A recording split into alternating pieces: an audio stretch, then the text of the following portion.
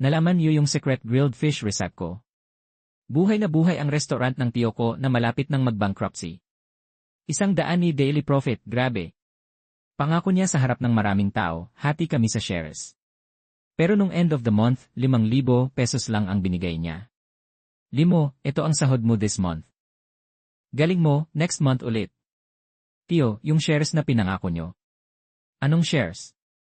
Ikaw na lang nagluluto, shares pa. Binigyan kita ng platform para mag-shine. 5,000 pesos na yan, malaking tulong na. Yung secret recipe. Nakuha na ng anak ko. Wala ka ng halaga sakin. Kung di ka happy, pwede ka nang umalis. Tiyo, yung core sauce niyan, 16 na spices ang ginamit ko with specific timing and heat. Kulang ng isang ingredient, iba na ang lasa. Sigurado ba talagang nakuha na niya? Haha, sinong tinatakot mo? Kaya ko to kahit wala ka. End of the month, last customer na.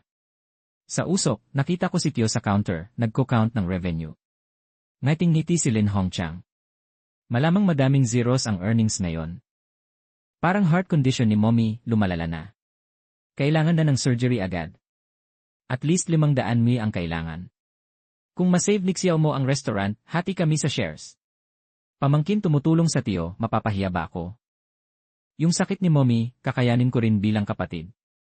Yun ang nagbigay sa akin ng pag-asa. Nag-resign ako sa 5-star hotel, tumulong sa mess niya. 15 pounds na wala sakin in 1 month, pero nailigtas ko ang restaurant from hell to heaven. Sa current revenue, 100 mi panandang pandagdag monthly dividend, kaya na yan. Uhahaha, andito pa pala si Xiao mo. Tio, usapan tayo. Sige, sa office ko. Lin mo, ito ang sahod mo this month. Galing mo, next month ulit. Eyo, sahod lang to. 5,000 pesos, alam ko maliit, pero bago pa lang bumangon ang business. Daming gastusin. Kunin mo muna, next month tataas din Tio. Yung hospital ni Mommy, nagfo-follow up na naman. Yung shares. Pangako niyo yan kay Dad, shares ang usapan. Dividend. Lin mo, may mali yata sa'yo. Kailan ko sinabi may shares ka? Sinabi ko ba talaga yon? Nasa harap niyo ni Daddy. Para lang ma-inspire ka, seryoso ka ba? Ikaw na lang nagluluto, shares pa. Yan ang mommy mo, hindi akin. Bago pa lang mag-click ang restaurant, walang extra money. Isa pa, lalaki ka na, yung surgery ng nanay mo, sasagutin ko pa. May hiya ka ba? Dad, Tio, usap-usap. Kapatid, pera ba yung pinag-uusapan nyo? Ganun talaga si Dad, wag seryosohin. Yung recipe, napanood ko for 1 month, nakuha ko na. Ako na magluluto. Ikaw na lang mag-a-advise. Siguradong hindi ka mapapabayaan ni Dad. Naririnig mo? Nakuha na ng anak ko yung recipe. Wala ka ng halaga sakin. Kung okay ka, kunin mo yung 5,000, tuloy mo lang. Kung hindi, pwede ka nang umalis. Lin mo, kaya ko to kahit wala ka. Madali akong makakahanap ng mas magaling na kusinero. Huwag mong gamit yung sakat ng nanay mo para mang-guilty trip sakin. Wala akong pera para sa bottomless pit na yan. Tio, yung core sauce niyan, 16 na spices with specific order and heat control. Yung pinaka-important ingredient, gumamit ako ng unique mountain mushroom from Bidu. Combined with 3 types of beans, personally fermented for 49 days. Kulang ng isa, iba na ang lasa. Sigurado ba talagang nakuha na ng anak mo? Sinong tinatakot mo? Kaya ko to kahit wala ka. Dad, yung recipe. Anak, sure ka ba? Chill lang Dad, 16 na spices lang yan. Everyday kong pinapanood, kaya ko yan with eyes closed. May notes pa ako. Good, good. Anak, starting tomorrow, ikaw na ang head chef natin. Let's see kung kaya nga nilang isurvive tong business without Lin mo. Pumasok ako sa locker room, binuksan ang storage cabinet sa pinakailalim. Kinuha ang isang sealed black clay pot. Pagkabukas, isang aroma ang lumabas, hindi maipaliwanag, rich and dominating. Yun ang truso ng secret grilled fish ko. Mountain mushroom at 3 types of beans. Fermented for exactly 49 days, the core sauce, yunway, fungus bean sauce. Kinabukasan, hindi ko agad hinanap ng bagong work. Nag-transfer muna ako ng 5,000 pesos kay sister. Pagkatapos ng tawag, tingnan ko ang bank balance at yung 500 ay hospital bill parang waves, pressure na lumulubog sa akin. Kailangan ko maghanap ng paraan. Pumunta ako sa biggest herbal market ng city, ginastos ang huling pera ko para bumili ng fresh mushrooms and spices. Tio, napag-isipan mo na ba? Pamilya pa rin tayo. Kahit putulin ang bonds, connected pa rin ang flesh. Ikaw nagbuhay ng restaurant, dapat hati ka sa shares. Si Wenxiu, bata pa, kailangan ka pa niya. Balik ka na as head chef. Tulungan mo ako, tito. Tayong magtiyuhin, pagyamanin natin tong restaurant. Totoo ba yon? Siyempre naman. Kailan ba ako nagsinungaling sa'yo? Ganito kasi. Kilala mo ba si Kuya Kai, yung sikat na food vlogger sa buong syudad? Next Saturday, magla-live stream siya dito sa atin. Grabbing opportunity to. Ikaw na mismo ang magluluto sa harap ng hundreds of thousands na viewers. I show mo yung authentic na secret grilled fish natin. Kapag nag-viral tong live, sikat na tong restaurant natin. Hindi lang 500 pwede pang 5 milyon. Finally, na-realize ko ang real motive niya. Hindi siya nagbago ng bigla. Gusto lang niya nang isecure ang sarili niya kasi hindi niya pinagkakatiwalaan si Lin Wenxiu. Takot siya baka mamaya mag-flop sa live stream yung anak niya, masira pa ang pangalan ng restaurant. Tapos pagkatapos ng live, gagamitin lang ako, tapos itatapon na naman niya ako. Ang galing talaga magplano ng lolo mo. Siyaw mo, bumalik ka na. Hindi na pwede ipagpaliban yung sakit ng nanay mo. Ayaw ko na po. Sabi ko ayaw ko na. Yang restaurant nyo, hindi ko kayang abutin. Yang genius na anak nyo, hindi ko deserve turuan. Lin mo, hindi ka nahihiya sa bigay na bigay sa'yo. Akala mo kailangan talaga kita. Sabalhin ko na. Na-improve na ni Wenxiu yung recipe. Isa 0 times mas masarap. Kung ayaw mo, wag. Bahala ka sa buhay mo sa may sakit na nanay mo. Hintayin mo na lang mamatay iyon. Tignan natin kung paano mo ililigtas siya nang wala kang 500. Saturday na. Ang restaurant ni Lin Hongchang, sobrang prepared para sa live stream ni Kuya Kai. Grabe ang promotion. Bus stops, food blogs, pati yung post sa squatters area na tinutuluyan ko, meron. Lin's Grilled Fish, epic upgrade. Arf! Fam, hindi ko kayo binobola o. Tingnan nyo tong crowd. Special invitation ni Boss Lin para i-taste natin yung epic upgraded version ng secret grilled fish nila. Made you a genius chef Lin Wenxiu himself. Roltex. Mas better na raw ang secret recipe. Andito na. Fam, tingnan nyo yung presentation, grabe. Hi. Haha. Kuya Kai, kamusta? Mas malinamnam ba kaysa last time?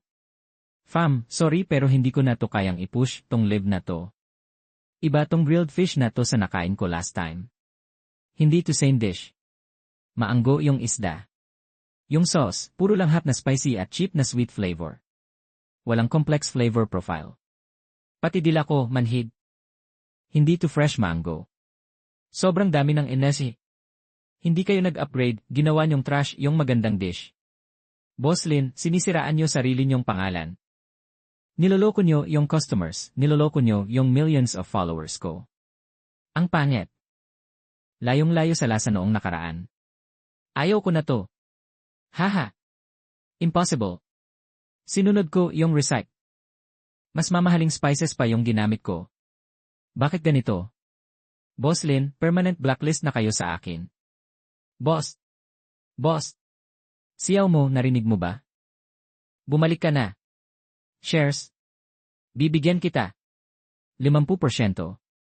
No, 60% sa'yo. Basta bumalik ka.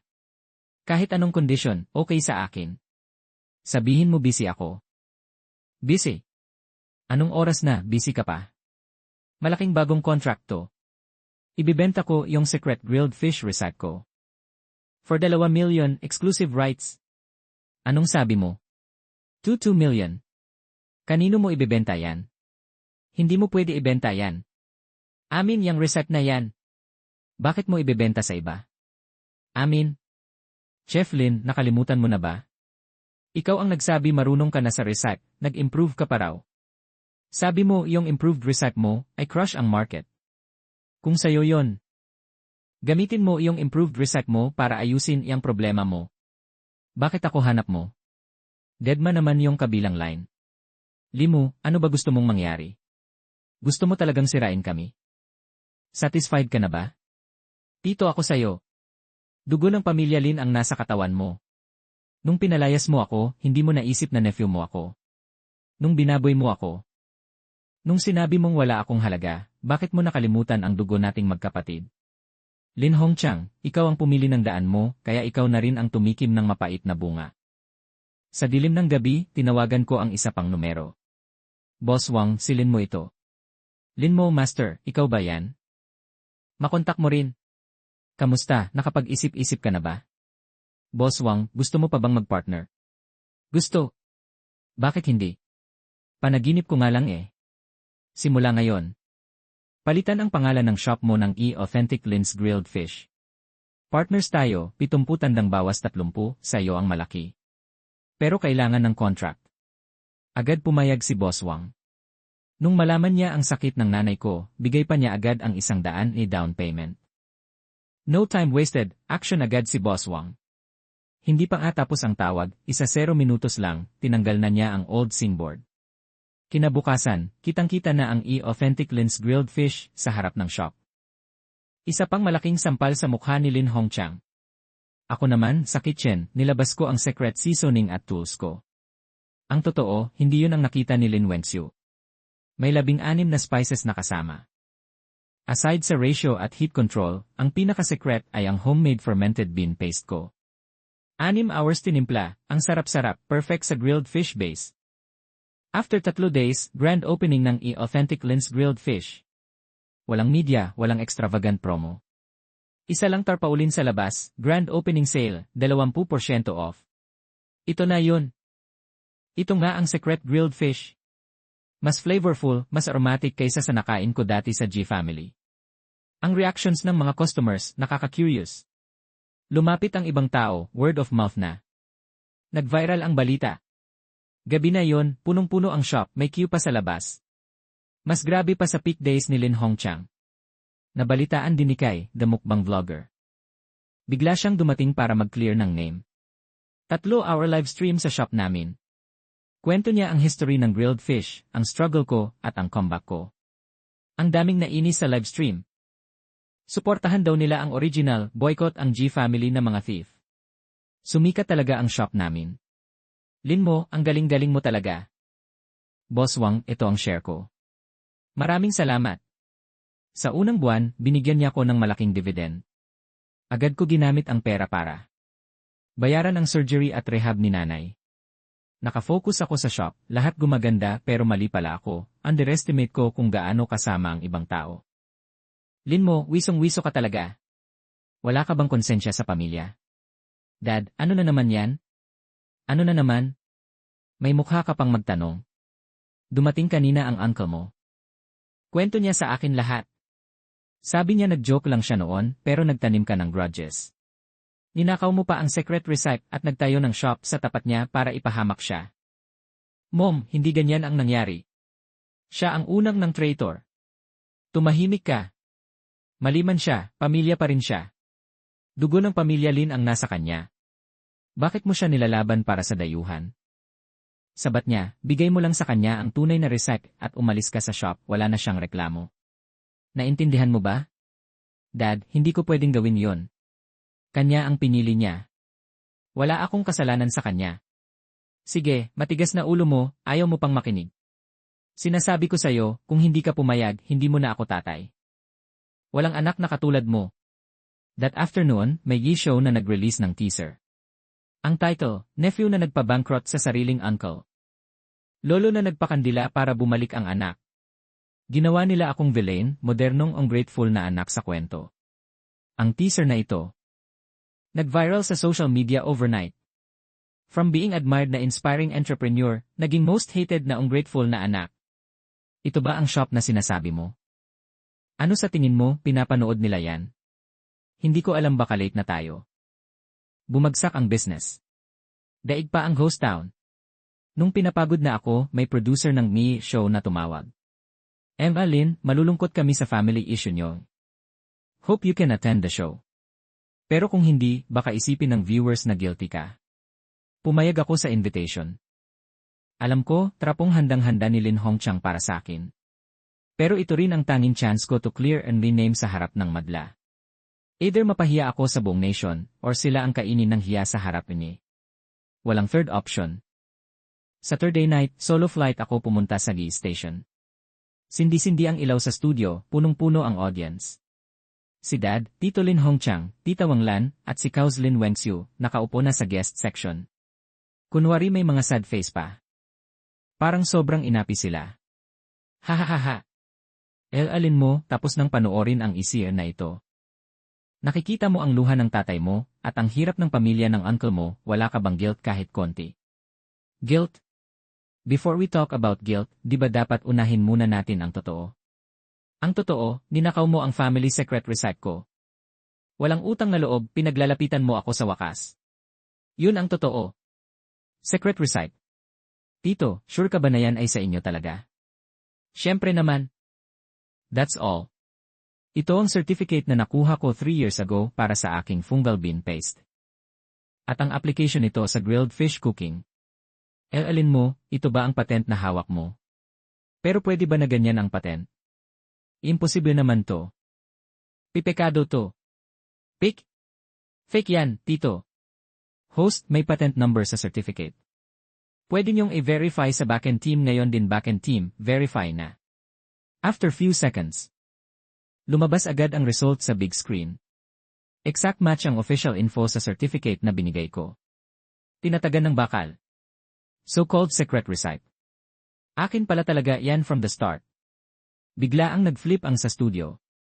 Bakit mo hindi agad ilabas yan? Kasi I still value family. Kasi akala ko, blood is thicker than water. Bakit mo hindi agad ilabas yan? Kahit sa'yo yan patent, huwag mo naman kami ipit sa wakas. Wala na kaming restaurant, wala na kaming materhan. Tulungan niyo naman kami. Na, binalin mo. Pamilya pa rin naman kayo. Alin already realized his mistake, baka pwede niyo na silang tulungan. Nung time na nasa hospital si Mom, naghihintay ng 500 ay para sa operation. Sinong tumulong sa amin? Tito, kaya mo bang harapin ang buong nation, sabihin mo ang totoo sa harap ng konsensya mo? Lin mo, admit it, takot ka lang na lumabas ang totoo. Sabi mo pag binuhay ko ang restaurant. Bigyan mo ako ng half ng shares. Sabi mo kakayanin mo ring tumulong sa sakit ni Mom. May sabi ba akong mali? Ako lasing lang ako nun. Hindi seryoso yon. Lasing ka lang, tatapatan mo yan sa pangako mo. Lasing ka lang, almost nawalan ng pera si Mom para sa operation, malapit nang mamatay sa hospital. Nung binuhay ko ang restaurant from scratch, nagiging top grosser na, nang humingi ako ng pangako. Anong ginawa mo? Binato mo ako ng 5,000 pesos. Sabi mo, sweldo mo yan for 1 month. Magsinungaling ka pa na hindi mo yun sinabi. Ang pamilya Lin Hongchang, after using me, tinapakan ako, pinaglalapitan sa wakas. Nung time na yun, nilimutan inyong pamilya tayo. Ngayong wala na kayong mapuntahan, bigla kayong concerned sa family ties. Sorry, too late na. Everyone, tapos na ang drama. Next up, attorney mode. Lin Hongchang, ang ginawa mo ay serious violation ng patent rights ng client ko, si Lin mo. At suspected theft ng trade secrets. We formally notify you, we are filing G case against you. Damages, initial estimate, isa 0 million pesos. Since your show failed to verify facts before broadcast. At naglabas ng maling impormasyon na damage ang reputation ng client ko. We reserve the right to file case against this Lee station and the show's production team. That live broadcast ended when the signal was forcibly cut. Pero yan ang simula lang ng storm. Kinabukasan, lahat din baliktad na. The family mediation show issued public apology. Admitted na mali ang info. Ang pamilya Lin Hongchang, instant villains ng buong city. Their address, phone numbers, na expose ng angry netizens. Trash sa doorstep, graffiti sa walls. Nakasulat, shameless thieves. No conscience. Wala silang lakas lumabas, takot sumagot ng phone. Tulad ng mga daga nagtatago sa dilim. Kunwari victims, pero karmic consequences lang yan. Tirusa the spicy, then garlic flavor. Sobrang sarap. Grabe lang, grabe. Mabilis ding lumabas ang court decision. Nalaman guilty si Lin Hongchang at pamilya sa patent infringement at theft ng trade secrets. Pero wala silang pambayad sa 1 million na damage, kaya pinatawag ng court ang forced execution, kinuha lahat ng properties nila. Kasama na yung lumang bahay na tinitirhan nila for decades. Nung labas ng decision, solo akong hinanap ni Dad. Siyaw mo, totoo bang itatapon talaga sila sa kalsada? Yun lang kasi yung tahanan nila. Nung mother ko nangangailangan ng pera para sa buhay noon, akala ko yung pamilya yung sasalalay sa amin. Tapos na. Game over. After few days, execution day na. Parang basura tinapon si Lin Hongqiang at pamilya sa sarili nilang bahay. Hindi na ako tumingin pa. Lakad lang ako palayo. Since then, hindi na ako nakakita sa kanila. Alam na ni Mommy na kaya mo yan, anak. Wow, ang galing mo kuya. Ma, Meheng, simulang-simula pa lang to. Dinadala ko na si mother at sister ko sa tabi ko, binigay ko sa kanila yung best na buhay. Pero si Dad, since then, hindi na ulit nag-initiate ng contact. Birthday ni mother ngayon. Huwag, okay lang ba si mother? Maayos naman. Pa, birthday ni mommy ngayon. Paulit-ulit ka naming iniisip. Pumunta ka na, kain tayo sabay para reunion. Aano pa ba ng mukha akong pumunta? Noon, ganoon kita kinalaban, tinulungan ko pa yung uncle mo na murahin at pilitin ka. Tapos na yon. Kuya, pamilya to, walang obstacle na hindi malampasan. Hinihintay ka ni mommy. Okay lang na bumalik ka. Siyaw mo ni. Pa, tuloy ka na. Lin, andito ka na pala. Ikaw na hinihintay namin para maumpisahan ang handaan. Pasori talaga ako sa inyong dalawa. Lalo na sa'yo, siyaw mo. Pa, tama na yan. Tapos na yon. Mula ngayon, maganda ang buhay nating pamilya, yun na ang mas importante. Sige, simula ngayon susunod na ako sa'yo. Walang mang-aabala pa sa relationship nating mag-ama. Walang mang-aapi pa sa anak ko. Sige nga. Kuya, bilisan mo hahaha. Akala ko matatapos na ang lahat sa kalma. Pero ang kasakiman ng tao, laging babalik sa di inaasahang panahon. May bagong conflict na naman. Nung namatay si Lin Hongqiang, yung mga distant relatives niya, galit na galit. Akala nila ako ang may kasalanan sa kamatayan niya. Tinanggal ko daw yung asa nila. Mga tambay lang tong mga to, laging umaasa sa family card para mangulang. Ngayon, nakita akong umaasenso, ginawa na naman akong target. Limo, kawalang utang na loob. Trader ka. Pinatay mo yung uncle mo. Mga kapal ninyo. Dati-rati, nakikisawsaw lang kayo kay Lin Hongqiang. Ngayon patay na siya, gusto ninyong i-guilt trip si Xiao mo para mangulang. Sabi ko sa inyo, Li Are. Anak ko si Xiao mo ni Lin Jiangwu. May dignidad at konsensya siya, sariling sikap niyang kumita ng pantawid gutom. Tama yan. Sinong maglakas loob na apihin siya, sirain yung shop niya? Ako ang unang haharang sa inyo. So mga ganyan pala sila, mga extortionist talaga. Walang hiya naman. Sariling sikap ng boss nila yung pera, wala silang pakialam. Ayaw namin ng emotional blackmail. We support you, old man. Kahit wala siyang kasalanan. Kamag-anak namin siya. Ngayon siya mayaman, tumulong naman siya sa amin, anong masama doon? Kamag-anak? Tunay na pamilya, nagtutulungan, hindi nangungutong. Yung ginawa ninyo ngayon, riot at destruction of property, criminal yan. We're calling the police. Pabayaan nyo kaming mag-explain. Wala kaming pakialam. Kami nandito para humingi ng katarungan. Since ganyan kayo, aalis na kami. Limo, wag kang sobrang harsh. Limo, mag-ingat ka, hindi pa tapos to. Wait, Boss Lei. Boss Lei. Galing mo, Boss Lei. Good job. Wish namin mag-thrive ang business nyo. First time simula bata ako, nakita ko yung tatay ko na naglakas loob para sa akin, humarap sa lahat ng tao. Hindi na siya yung laging takot, payes-yes lang. Naging matibay na bundok na nagprotekta sa anak. Siyaw mo, hindi ba ako nakahiya sa'yo? Pa, sa puso ko, ikaw ang greatest dad ever. Okay na eh. Okay lang. Mula ngayon, ang pamilya natin magkakaisa, walang mga api sa atin.